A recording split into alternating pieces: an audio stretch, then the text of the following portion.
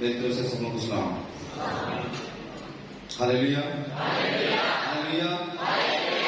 हम के शुक्रगुजार हैं इस नहायत ही अच्छे और खूबसूरत वक्त के लिए खुदा ने मुझे और आपको दिया ताकि हम अपने खुदा के हुजूर जमा हो सके, खुदा की इबादत कर सकें। और मैं खुश नसीब हूँ कि मुझे जिंदा कलीसिया में आने का शर्फ हासिल हुआ है। आयत हमने पढ़ी है, नहायत ही खूबसूरत आयत है। जमाने में आप घूमिए फिरिए, चेक कीजिए, शायद आपको किसी जगह पर जिंदा मिले, जिंदा कलीसिया मिले। और मैं खुश नसीब हूं कि जिंदा कलीसिया के दरमियान में मौजूद हूं। आमीन। मेरी खुश नसीबी है क्योंकि हम इस्लामाबाद में रहते हैं, कोशिश करते रहते हैं, ढूंढते रहते हैं कोई जिंदा लोग मिले। आज जिंदा लोगों के दरमियान में मौजूद हैं। इस बात के लिए खुदा की दिल से शुक्रगुजारी करते हैं। आमीन। 2 दिन से ये सिलसिला जारी है और आपने दोनों दिनों में ही इस पर बातें सुनी है, कलाम सुना है। और मैं फील करता हूं कि जरूर आपने उनसे बरकत पाई है और जो कोई थोड़ी बहुत कमी पेशी थी वो निकल चुकी होगी। आमीन। अच्छा, 1-2 बातें तय कर लेते हैं, उसके बाद हम बात को आगे बढ़ाते हैं। अगर आपको किसी बात की समझ आए, किसी बात की अगर आपको समझ आए तो आपने आमीन बोलना है। नहीं समझ आई? मैंने क्या कहा? अगर किसी बात की आपको समझ आए तो आपने आमीन बोलना है। आपको समझ आई? आमीन बोलना है। तो मतलब पूरे मैसेज में जब भी मतलब टाइम हो गया तो आपने मुझे इशारा कर देना कि बस ये एंड है, क्योंकि मुझे बताया नहीं गया है इंतजामिया की तरफ से कि कितना मैसेज है। जी 30 मिनट में आपने मुझे बता देना कि हम मतलब हमारा टाइम कंप्लीट है। तो आपने 30 मिनटों में जब भी मतलब आपको किसी बात की समझ आए तो आपने आमीन बोलना है। आमीन। सो आयत हमने क्या पढ़ी? क्या आयत पढ़ी गई है? 2 दिनों से पढ़ी जा रही है। आज तीसरा दिन। मैं तेरे कामों को जानता हूं। बोलिए, मैं तेरे कामों को जानता हूं कि तू जिंदा कहलाता है, जिंदा कहलाता है, जिंदा कहलाता है। बोलिए, और मुर्दों की आवाज नहीं निकलती है। मुर्दे की निशानी क्या होती है? उसकी आवाज, मुर्दे की आवाज। मुर्दे खुदा की सितारिश नहीं करते हैं, मुर्दे खुदा की सितारिश नहीं करते और ना वो कर सकते हैं। मुर्दे की सबसे बड़ी जो क्वालिटी होती है कि वो अकड़ा रहता है। मुर्दे की क्वालिटी क्या? मुर्दे की क्वालिटी क्या जी? अकड़ा रहता है। ये मुर्दे की निशानी होती है कि वो अकड़ के रहता है, वो झुकता नहीं है। वो खुदा की हजूरी में हो, वो खुदा के कंट्रोल में हो, वो घर में हो, ऑफिस में हो, घर में हो, बाहर हो, किसी भी जगह पर हो, मुर्दा अकड़ा रहता है, ये झुकता नहीं है। मुर्दे की दूसरी निशानी, इसकी आंखें बंद रहती हैं। मुर्दे की निशानी, इसकी आंखें लाख आप खोलने की कोशिश करो, खुलती नहीं है। मुर्दे की तीसरी निशानी, उसके कान बंद रहते हैं। जितना मर्जी कोई उसके पास बैठकर रोता रहे, वे उठ जा एक बारी ते गल करते मत करते। जितना मर्जी पापी कहता रहे आमीन बोलना है, हालेलुया बोलना है, बोलेगा नहीं, क्योंकि उसको आवाज आती। ये मुर्दे की निशानी है। मैंने शुरू में बोला आप जिंदा हैं, आप जिंदा हैं, मैं खुश नसीब हूं कि जिंदा लोग मैं हूं, या फिर दूसरे मायनों में जिसने भी इस कन्वेंशन का टाइटल रखा है, कम से कम वो जिंदा है। जिसने टाइटल रखा है वो जिंदा है, क्योंकि उसे समझ में आया है कि आज जरूरत है इस पैगाम की कि लोगों को हमने जिंदा करना है। आमीन।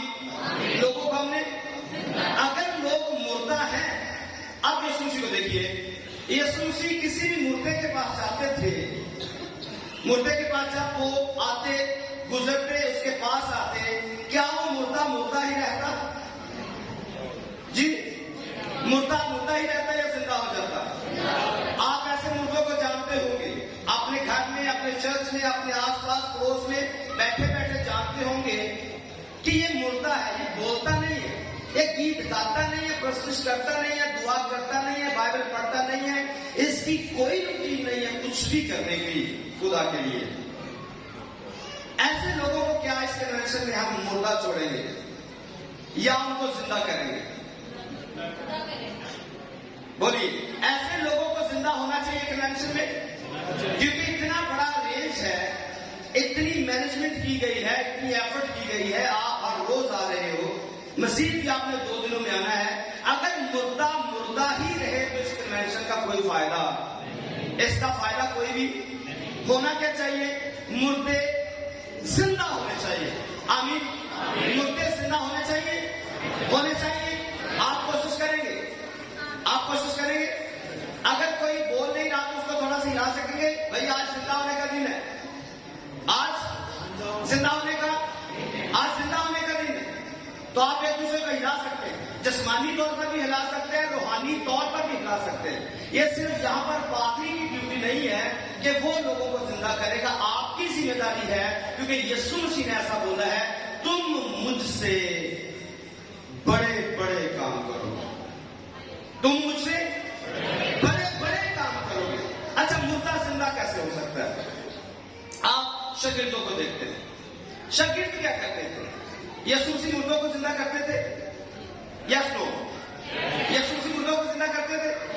शागिर्द करते थे? कैसे कर लेते थे? क्या शागिर्दों के पास पावर थी यीशु के नाम से? क्या हमारे पास तो यीशु नाम नहीं है? है या नहीं? कितना यूज कर रहे हैं अपने घर में? अगर आपको समझ में आता है, मेरा बेटा दुआ नहीं करता है, मेरी बीवी दुआ नहीं करती, मेरा शोहर दुआ नहीं करता, इनकी रूटीन नहीं है, चर्च जाना पसंद नहीं करते, आज भी मजबूरी से आए हुए हैं, तो ऐसे मुर्दों को क्या आप जिंदा कर सकते हैं? ईमानदार बीवी अपने शोहर को जिंदा कर सकती है, करती है या नहीं? ईमानदार शोहर अपनी बीवी को जिंदा कर सकते हैं? Yes no? कर सकते हैं। आज तक कितने किए? आज तक कितने मुर्दे जिंदा किए? अच्छा, आप सोचते होंगे शायद कोई यहां पर मरा पड़ा है, कफन में लिपटा हुआ है, तो उसको जिंदा कर लें। शायद ऐसा नहीं है, वो तो एक नमूना था, नमूने के तौर पर था। हमारे पास अगर आप पूरी बाइबल को रीड करें तो बाइबल मुकद्दस के अंदर 2 सेक्टर है, एक बनी इस्राएल कौम का और एक गैर कौम का। नंबर 1 पर बनी इस्राएल कौम, नंबर 2 पर गैर कौम। बनी इस्राएल के साथ जितने भी वायदे हैं वो सारे के सारे जिस्मानी तौर पर हैं। बनी इस्राएल के साथ कितने वादे कैसे हैं?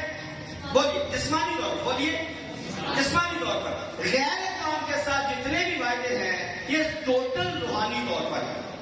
आमीन। अब मैं आपको समझाता हूं, बनी इस्राएल कौम के लिए जितने भी वायदे वो टोटल जिस्मानी, गैर कौम के पास जितने भी वायदे वो टोटल रूहानी। अब्राहम को खुदा ने 2 तरीके से ब्लेस किया। नंबर 1 पर पहले जब उसे बरकत दी तो उसे कहा जमीन के जर्रों को देख, ऐसे जमीन के जर्रों को अगर गिन सकता है तो गिन ले, तेरी औलाद या तेरी नस्ल ऐसी होगी। फिर खुदा ने दूसरी दफा उससे बात की और रात के वक्त बताया, आसमान की तरफ देख, इन सितारों को अगर गिन सकता है तो गिन ले, तेरी औलाद ऐसी होगी। अगर कोई गिनना चाहेगा तो गिनी नहीं जाएगी। ऐसे ही मैं सही कह रहा हूं? ये 2 ब्लेसिंग्स हैं जो अब्राहम को मिली। बनी इसराइल को देखिए तो उनका जो निजाम है, जो उनका जो सेटअप है, या उनकी जो गिनती की जाएगी वो रेत के जबरों की मानद की जाएगी। आप पाएंगे अब्राहम के 3 तरह के बच्चे हैं। पहले नंबर पर जो बच्चे पैदा होते हैं वो सारा से होते हैं। नंबर 2 पर जो बच्चे पैदा हुए वो उसकी दूसरी बीवी से हाजरा से पैदा होते हैं। नंबर 3 पर उसके जो बच्चे पैदा होते हैं वो कतूरा से होते हैं।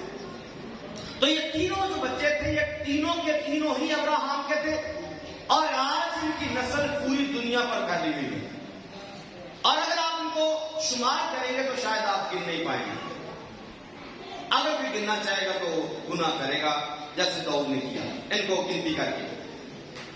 लेकिन आप पाएंगे हमारा कनेक्शन उनके साथ इस तरह से नहीं है, क्योंकि हमारा जो कनेक्शन है वो गैर कौम के साथ है। हमारा कनेक्शन गैर कौम के साथ है। आप अपने आप को इन मायनों में ना तो आप हाजरा के साथ अकाउंट कर सकते हैं, ना आप सारा के साथ अकाउंट कर सकते हैं, ना आप कतूरा के साथ अकाउंट कर सकते हैं। हमारा कनेक्शन गैर कौम का है, और गैर कौम के अंदर से जो लोग लिए जा रहे हैं या जो सेटअप है ये अलग है। ये एक बहुत बड़ा डिफरेंस है जो दुनिया में है। बनी इसराइल अलग और गैर कौम अलग।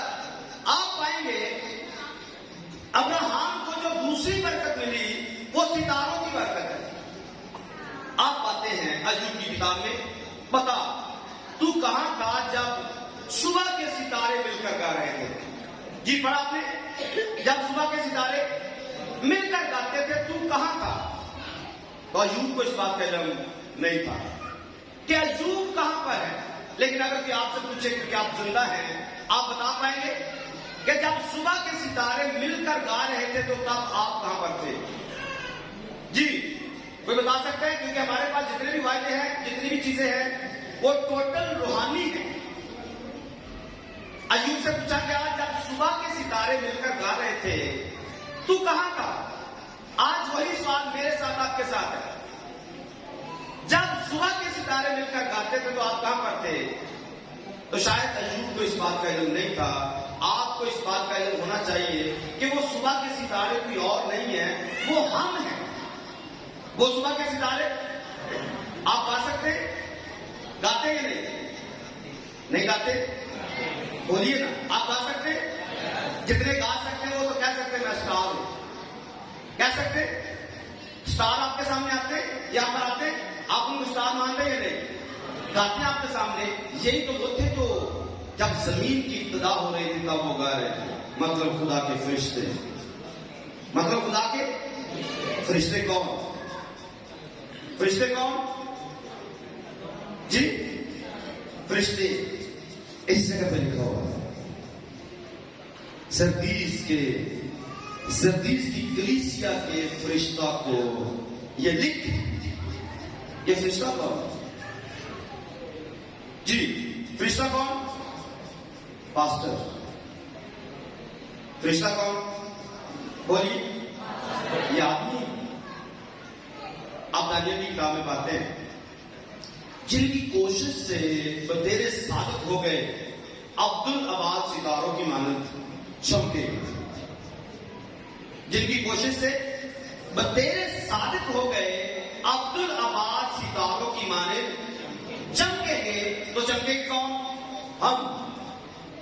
ये ऊपर वाले जिनकी कोशिश से आज बतेरे साबित हो रहे हैं, जो तौबा कर रहे हैं, जो यीशु मसीह को कबूल कर रहे हैं, जो उसे अपना निजात दहिंदा मान रहे हैं, जिनकी कोशिश से बतेरे साबित हो जाएंगे, ये अब्दुल अबाद सितारों की मानद चमकेंगे।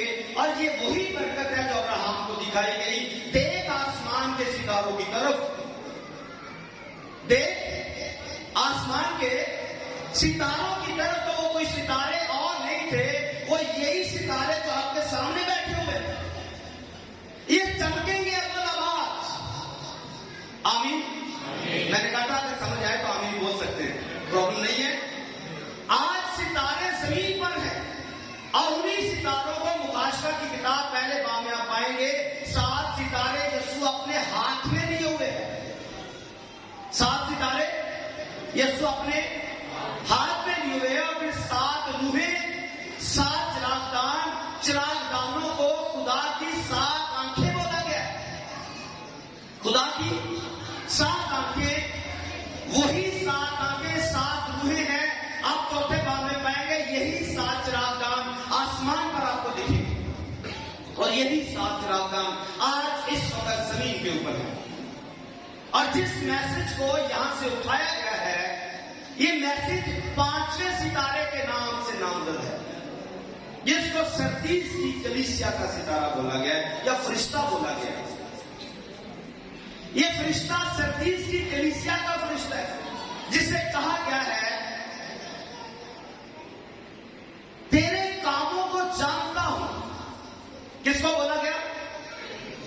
सरदीस की कलीसिया के फरिश्ते को बोला गया।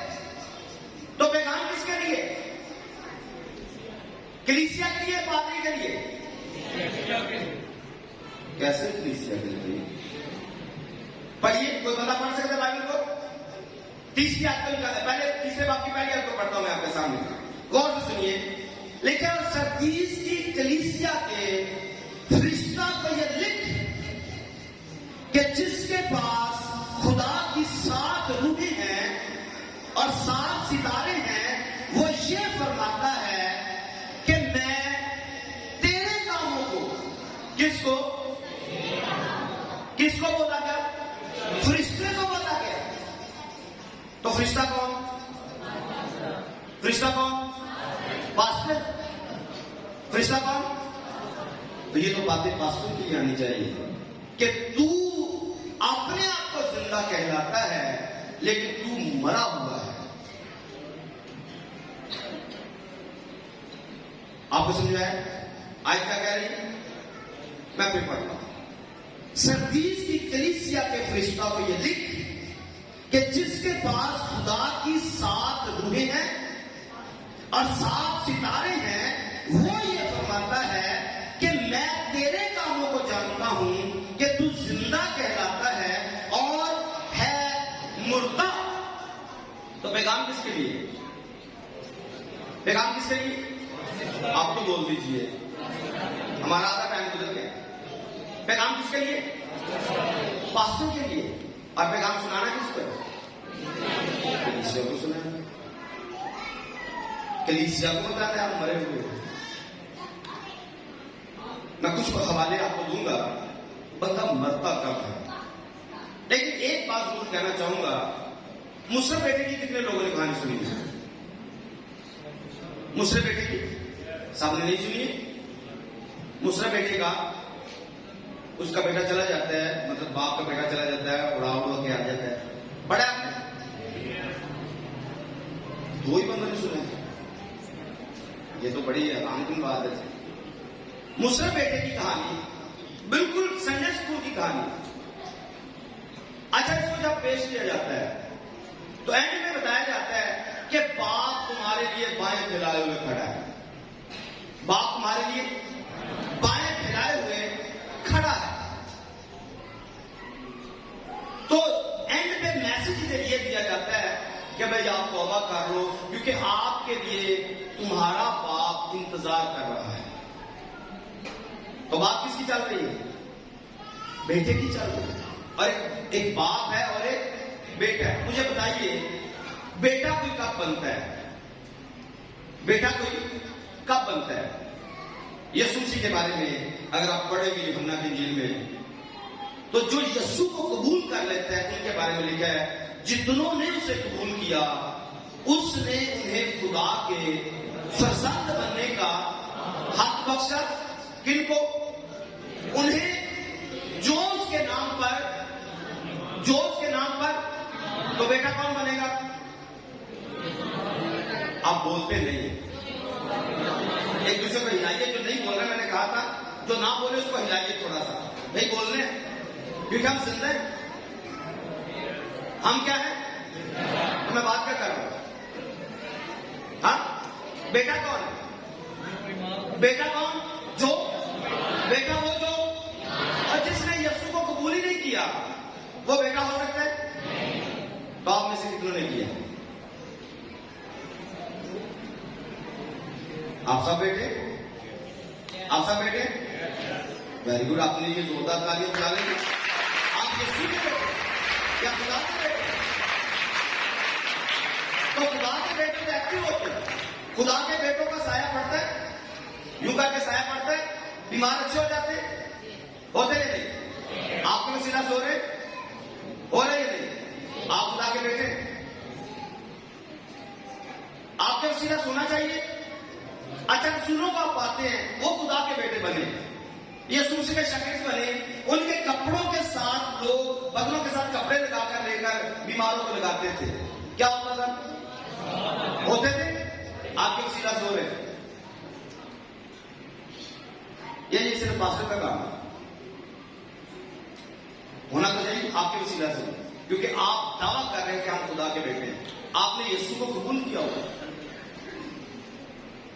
अगर यीशु को कबूल किया है तो फिर ये काम हमारे वसीला से होने चाहिए, क्योंकि हमारा जो टॉपिक है वो जिंदा कलीसिया है। कोई यीशु मसीह के कलाम पर अमल ना करके, कोई यीशु मसीह के कलाम पर अमल ना करके जिंदा हो सकता है? आप मेरे साथ देखिए, इस्तिस्ना की किताब में से एक हवाला पढ़िए, चौथा बाब निकालिए। इस्तिस्ना की किताब चौथा बाब, उसकी चौथी आयत, बल्कि पहले आयत से पढ़ देता हूं, ये 4 आयत है, इसको आप पढ़िएगा जरूर। लिखे, अब इस्राएलियों, जो आयन और अहकाम मैं तुमको सिखाता हूं, तुम उन पर अमल करके उनको सुन लो, ताकि तुम जिंदा हो। जिंदा को कैसे होते हैं? जो आयन अहकाम मैं तुमको सिखाता हूं, तुम उन पर अमल करने के लिए उनको सुन लो, ताकि तुम जिंदा रहो। ताकि तुम तो जिंदा कैसे रहा जा सकता है? हुक्मों पर अमल करके, आयन पर अमल करके, अहकाम पर अमल करके। जब कोई अहकाम आयन पर अमल करता है तब वो जिंदा होता है। अगर कोई हुक्म नहीं मानता है तो वो कैसा होता है? वो कैसा होता है जी? आप कितने हुक्म मानते हैं? आप मुझसे बेहतर जानते हैं। बाइबल मुकद्दस में से आप कितने अहकाम मानते हैं? आप मुझसे बेहतर जानते हैं। अगर मानते तो आप जिंदा हैं, अगर नहीं मानते तो आप मुर्दा हैं। तो ये दोनों के लिए, खादमों के लिए भी ऐसी बात चलेगी, क्योंकि इसी एक आयत के अंदर जो 7 रूहें हैं, ये 7 रूहें 7 चिरागदानों को जाहिर करती हैं, और 7 चिरागदान जो है ये 7 कलीसियों को शो करते हैं। इसलिए इसी एक आयत के अंदर खादम भी मौजूद है और 7 कलीसियाएं भी मौजूद हैं।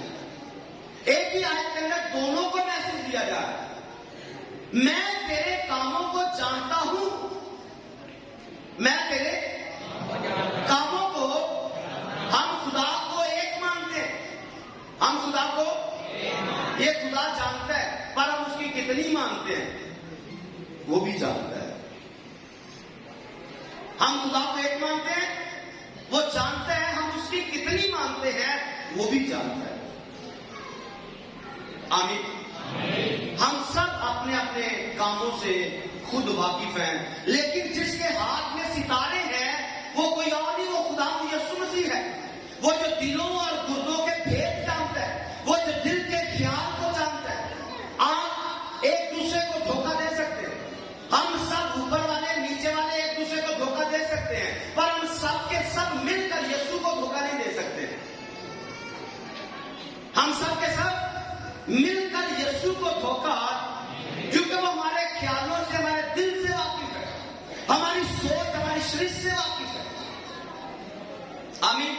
लेकिन ये जो पैगाम है, इसकी थोड़ी सी तरतीब आपको देता हूं कि मुकाशवा की किताब के, जैसे मैंने शुरू में बताया कि गैर कलाम का जो सेटअप है ये अलग से है। तो इस मुकाशवा की किताब में जो 7 कलीसियां पाई जाती हैं एशिया कूचक के अंदर, तो ये 7 कलीसियां तब एशिया कूचक के अंदर थी, लेकिन ये 7 की 7 आज भी पूरी दुनिया के अंदर पाई जाती है। जो स्पिरिट इनके अंदर काम कर रही थी, आज वही स्पिरिट आज की कलीसियाओं के अंदर काम कर रही है। इनका जो टाइम टेबल है, जो इनका टाइम पीरियड है, आप उसको पढ़ेंगे, उसकी तरतीब को पढ़ेंगे आप पहले एफिसस के कलीसिया के जमाने को पढ़ेंगे तो जो तरतीब मेरे पास है, जैसे मैंने सीखा है और मैं जैसे लोगों को सिखाता हूं, एफिसस की कलीसिया महबूब कलीसिया है, दिलदार कलीसिया है, और इसका जो पैगंबर है जिसको सबसे पहले चुना गया है वो पौलुस रसूल है। पौलुस रसूल के जमाने में जब कलीसिया का आगाज हुआ, जिसको जिंदा कलीसिया कहा जाता है, अमाल की किताब के अंदर, अमाल की किताब जिंदा कलीसिया, जिंदा कलीसिया का जब आगाज हुआ तो ये यरूशलेम के अंदर से हुआ है। जिंदा कलीसिया का जो आगाज है ये यरूशलेम से है, लेकिन इसके साथ साथ एक दूसरी कलीसिया भी मुकर्रर हुई पूरी दुनिया के अंदर जो इसकी कॉपी करती है। इसको गौर से सुनिए, जैसे अब्राहम को 2 तरह की बरकत मिली, जमीन पर 2 तरह की कलीसियां पाई जाती है। नंबर 1 पर कलीसिया वो कलीसिया जो यरूशलेम की कलीसिया है, जो अमाल की किताब में लिखा हुआ है। सादी सी बात बता देता हूं, अगर कोई कलीसिया अमाल की किताब के नक्शे कदम पर नहीं चल रही, जो कुछ अमाल की किताब में लिखा है, अगर आपका चर्च वो नहीं कर रहा, आप जिंदा नहीं है। अमाल की किताब में जो कुछ लिखा है, अगर आप वो नहीं करते, आप जिंदा नहीं हैं। क्योंकि जिंदा कलीसिया एक दूसरे के दुख दर्द में शरीक होने वाली कलीसिया है। आमीन। जिंदा कलीसिया एक दूसरे के दुख दर्द को महसूस करने वाली कलीसिया है। मैं सही कह रहा हूं? कलीसिया सारी की सारी जितने लोग यहां पर बैठे हुए, हम सब के साथ मसीह में एक बदन है। हम सब के साथ मसीह में एक बदन है या नहीं? हम सब क्या है? मसीह में, मसीह का बदन है। मुझे बताइए, यहां पर दर्द हो पूरा बदन फील करते हैं? पांव में दर्द हो पूरा बदन फील करते हैं? दिल में दर्द हो पूरा बदन फील करते हैं या नहीं? हम कैसे हैं?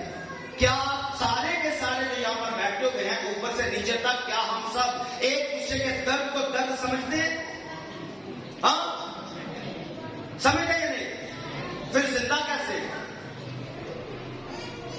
आप फॉलिज को देखते हैं, एक बदन के हिस्से में जब फॉलिज गिरता है, एक साइड गिर जाती है, आप उसको जितना मर्जी काटे, मतलब फॉलिज गिरा हुआ है, आप उसको मारे कूटे जो मर्जी करे, मांस कैंसर से उसका दर्द होती है? हाँ, होती है या नहीं? ऊंची ऊंची बोलिए थोड़ा सा। जब फॉलिज किसी को होता है, कुछ दर्द होती है, आप सुइयां चुभोएंगे, उसको दर्द होगी। आज कलीसिया की हालत ऐसी है, इसे मारो कूदो जो मर्जी करो, अच्छी से अच्छी ताकत लगाओ, अच्छे से अच्छा कलाम सुनाओ, ये असर करती क्योंकि ढीठ कलीसिया है। आखिरी जमाने में लिखा हुआ है कैसे लोग आएंगे? तीमुथियुस के घर में लिखा हुआ है आखिरी जमाने के लोग कैसे होंगे? बोलिए कैसे होंगे? कैसे होंगे जी? ढीठ होंगे। पादरी साहब जो मर्जी कहते रहे, मनना।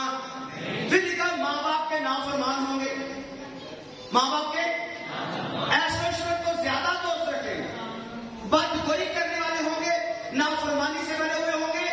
वो दीनदारी की वजह तो रखेंगे मगर उसके असर को कबूल होंगे जिंदा कलीसिया, होंगे जिंदा कलीसिया। मैंने कहा जिंदा कलीसिया, अमाल की कलीसिया, जो एक दूसरे के दुख दर्द में शरीक होते थे, एक दूसरे के दुख दर्द में। लिखा हुआ उनकी सब की चीजें मुश्तरक थी।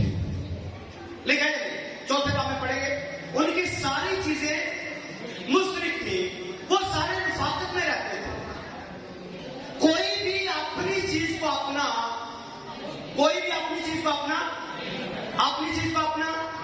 तो आज मोबाइल मेरा है, मोबाइल आज तो कोई पैटर्न लॉक शेयर नहीं करता है, बाकी किसी ने क्या दे दिया। आज भाई बहन से पैटर्न लॉक छुपाता है और बहन भाई से उस लॉक को छुपाती है। हम अपना लॉक किसी को नहीं दे सकते फोन का, हमने आगे क्या करना है? लिखा हुआ है अमाल की किताब के अंदर, लिखा है वो अपनी जमीनें जमीनें बेचकर अंजीर की मुनादी करते थे। अपनी जमीनें बेचकर, गौर से सुनिएगा, अपनी जमीनें बेचकर अंजीर की, बोलिए, बड़ी अच्छी बात है, अपनी जमीनें बेचकर अंजीर की, अपनी जमीनें बेचकर अंजीर की आज मुनादी कर करके अपनी जमीनें बनाई जा रही हैं। आज अंजीर को बेच बेच कर, शिफा बेच बेच कर, प्रश्न बेच बेच कर, ढोलकी बेच बेच कर, हारमोनियम बेच बेच कर, कीबोर्ड बेच बेच कर आज अपने घर बनाए जा रहे हैं। और ऊपर से हम क्या है? जिंदा कलीसिया। हम हर काम पैसे से करते हैं, पैसे के बगैर हम कुछ नहीं करना चाहते। और आखिरी जमाने के बारे में लिखा हुआ है, आखिरी जमाने के लोग सब दोस्त होंगे, पैसे से प्यार करने वाले होंगे। एक तदाई कलीसिया, जिंदा कलीसिया रफाकत के अंदर रहती थी। हमारा टाइम बिल्कुल बराबर हो चुका है। आखिरी कलीसिया रफाकत में रहती थी। आप कितना रफाकत के अंदर है? सवाल छोड़ देते हैं, सिर्फ अपने आप से पूछिए, क्या मेरी माँ के साथ रफाकत है? मेरी बाप के साथ रफाकत है? भाई की बहन के साथ रफाकत है? क्या कभी हम सब ने मिलकर अपने घर में फेलोशिप की है? एक फैमिली का हेड सरबराह अपने बच्चों के साथ फेलोशिप करते? कभी महीने में एक दफा इकट्ठे बैठकर दुआ करते? बाकियों को छोड़ दीजिए, अपने घर के अंदर देखिए, क्या मियाँ बीवी इकट्ठे हाथ पकड़कर दुआ करते? क्या बच्चे मिलकर गोल दायरे में अपने घर में दुआ करते हैं?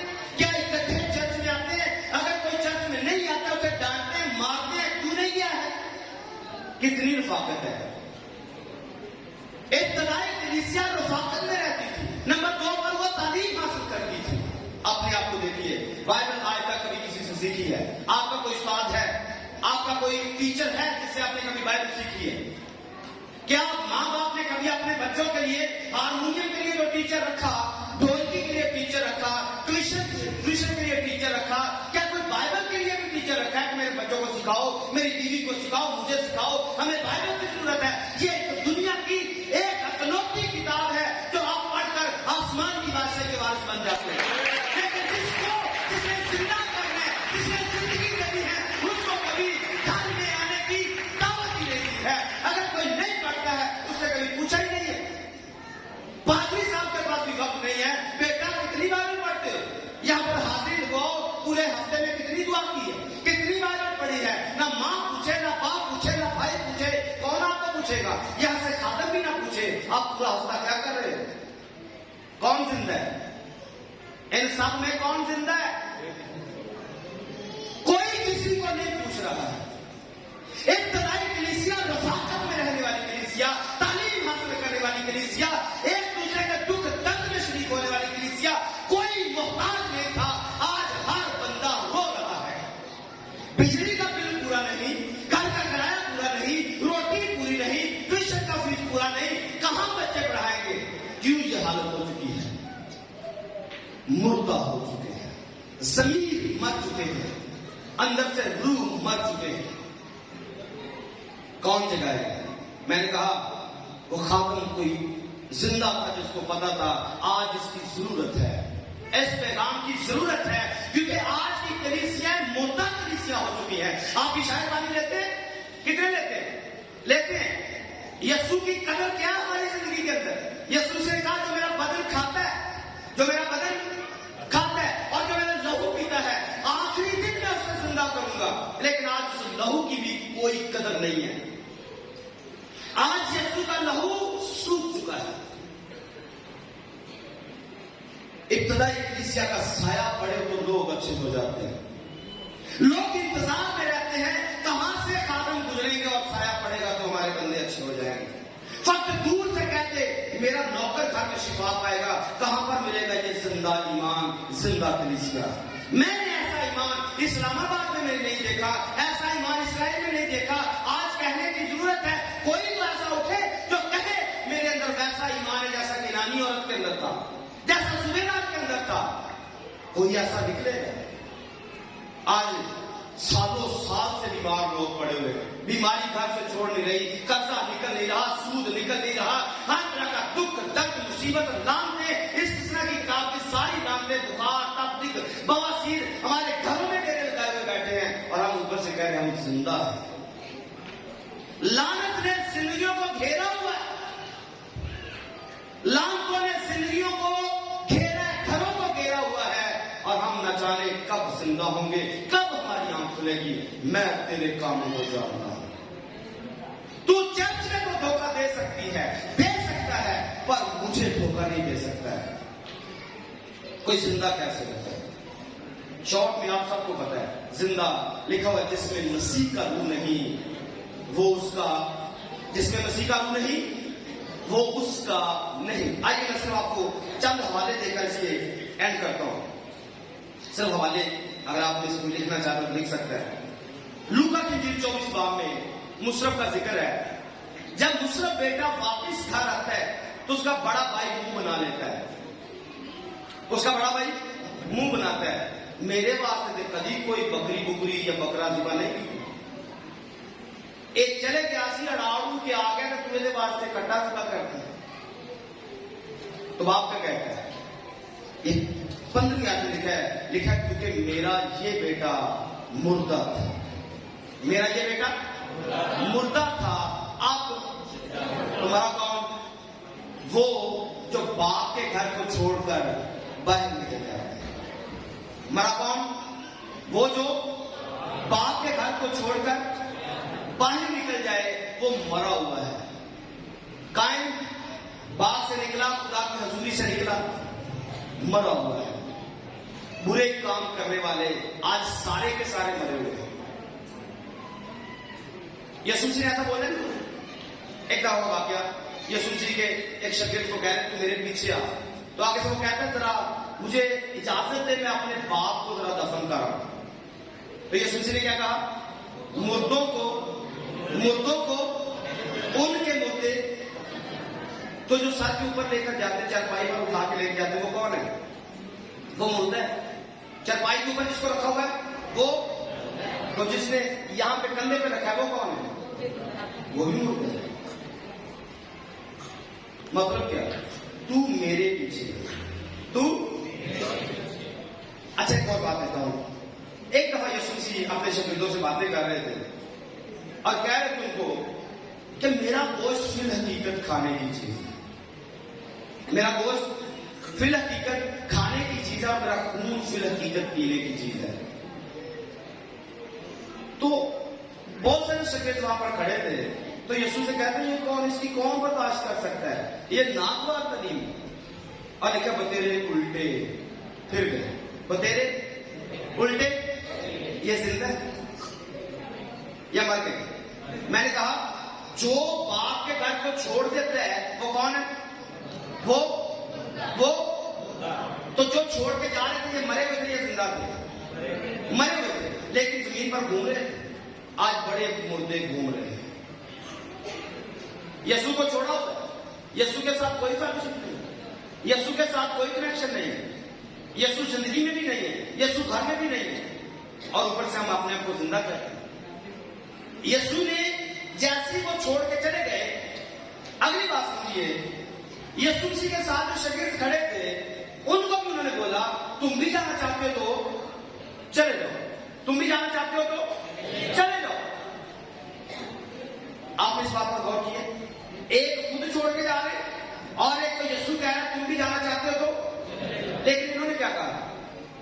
जिंदगी की बातें तो, जिंदगी की बातें तो, ये जिंदा लोगों की बातें, ये जिंदा होने की निशानी है कि जिंदगी की बातें जिंदा करने के वाले के पास है, क्योंकि उसने कहा मैं मर गया था अब जिंदा हूं, अब तो लगातार जिंदा रहूंगा, और जो उसमें रहते हैं वो जिंदा रहते हैं, और जो उसको छोड़कर चले जाते हैं वो मरे हुए लोग, जो उसको छोड़कर चले जाते हैं वो मरे हुए हैं। पर याद रखिए यीशु अपने मैसेज को तब्दील नहीं करते हैं।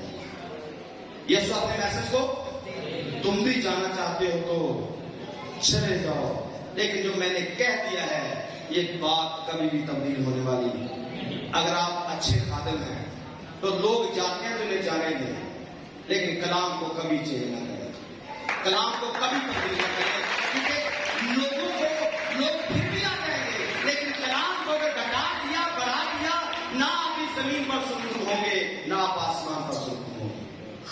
तो दोनों को कहना चाहूंगा, खादमों से भी रिक्वेस्ट करना चाहूंगा कि कलाम जैसा है उसको वैसे ही पेश करें, और लोगों को कहना चाहूंगा यीशु में आ जाइए, क्योंकि जो यीशु के बाहर रहते हैं वो मरे हुए हैं, और जो यीशु में आ जाते हैं वो जिंदा है।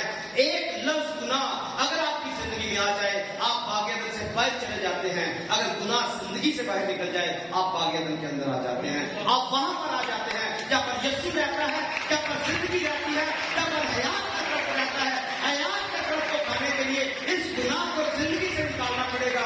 आप जिंदा हो जाएंगे और जिंदा के साथ अब्दुल अबाद तक आप बादशाही करेंगे। अगर करना चाहते हैं, आज अपने गुनाहों से तौबा कीजिए, यीशु मसीह को कबूल कीजिए और उसके हुक्मों पर अमल करें, क्योंकि आइन पर हुक्मों को मानेंगे, आप जिंदा रहेंगे, हमेशा जिंदा रहेंगे। खुदा इस कलाम के वसीले आपसे बहुत बहुत आमीन।